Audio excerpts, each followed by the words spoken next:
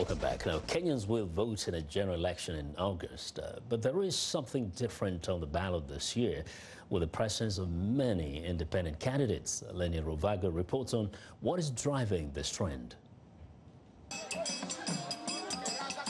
The governorship of Nairobi County is among the most hotly contested races this year, given the importance of the capital. Peter Kenneth is one of 5 candidates challenging the incumbent for the seat. 3 of them, including Kenneth, are running as independents. The former MP ran for president in 2013 under the banner of the Kenyan National Congress, but he didn't make the cut during this year's primaries. The big parties conspire against individuals, but I think you can see with this particular sham, it was across the board many of the leading political parties. So you have more independent candidates than the political parties have.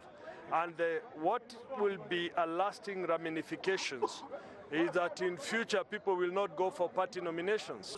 That remains to be seen. These are only the second nationwide elections since 2010, when Kenya's new constitution allowed people to run as independents.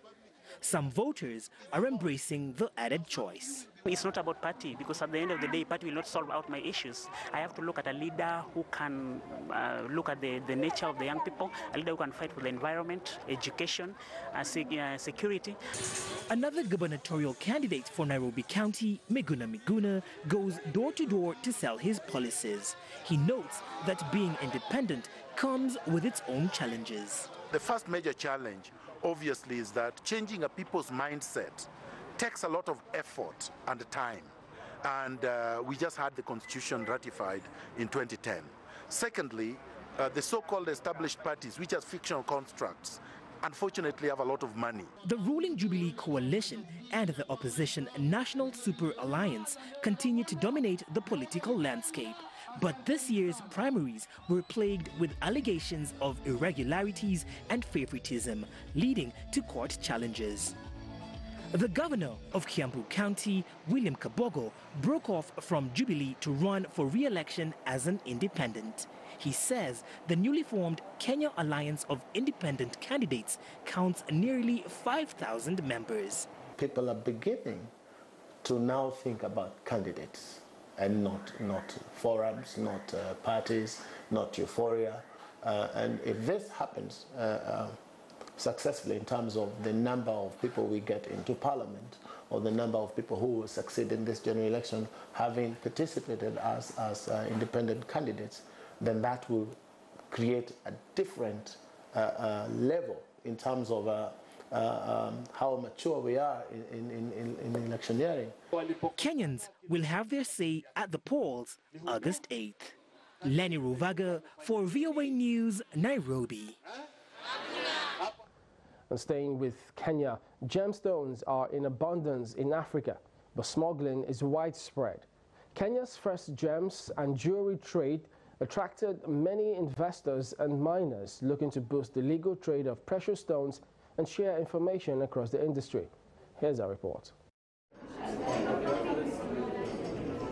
Precious stones of various sorts on display at the Gems and Jewelry Trade Fair in Nairobi, the Kenyan capital, capture the attention of investors, miners and buyers from around the world.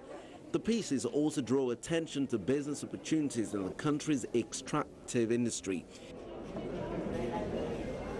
The East African nation is rich in gemstones like savorite, blue sapphire, aquamarine and rubies, but most miners sell off their finds in uncut forms, far below the real value. We would want to be at the forefront, working with the ministry and working with government to re-establish Kenya as a gem hub and ensure that we are not only displaying our wares, we're not only displaying our gemstones, but that this whole process, and as the trade grows and as the market grows, that it can catapult and catalyze the industry to engage further in value addition, so that then we are not just mining our stones and selling them rough. But traders in gems and precious metals are set to start exporting finished products after the government announced plans to set up a value addition center in the country. Authorities say the value addition facilities will enable cutting, polishing and treatment of stones for export, with the aim of creating jobs, growing the mining sector and boosting revenue. One of the critical things that I could say about the Mining Act is that for the first time, artisanal miners are now recognized and formalized. It's not like when we used to mine and we had to hide, in the holes because then we were informal. Now we are formal, now we are recognized, and therefore that is a critical milestone for women because a lot of our women participate at that level, at the artisanal mining level. The event's focus is on small-scale miners and how to improve their role by introducing them to business and development opportunities. According to the World Bank, the number of artisanal miners in Africa stood at 30 million in 2016 from about 10 million 15 years ago. This act is set to promote mining as an all-inclusive sector, hence promoting the standard of living of Kenyans, especially those in mineral-rich communities. As under it, mining resources are distributed fairly by the national government, and in law, we put this in law. Royalties will be shared in three ways. Communities get directly 10% of royalties. County governments get 20% of the royalties, and national government gets 70%. Well, I think this is a new venture for Africa, and it is a way to showcase our resources, our natural resources, and also to enable our economies to develop through these resources. Athana Senja has been mining precious stones since 1972. He says the industry has changed a lot since the days when everyone went rushing to find gems on their own, with nothing but a pick and a shovel. If the government supports us and continues conducting these seminars, it will educate us as we get to interact with investors and buyers. This will really help in growing the sector as the number of miners will also increase. Government recognition and support is expected to boost the industry by getting more small-scale miners licensed so they can contribute to tax revenues after years of illicit trade and smuggling of gems out of the country.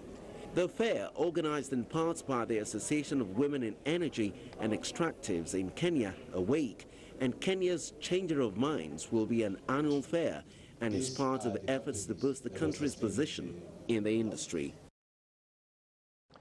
It's time now for a short break, but before we go, a reminder to visit our website, channelstv.com, for all the latest information around the clock. You can also find us at youtube.com/channelsweb. Still to come, a new video search engine from Africa is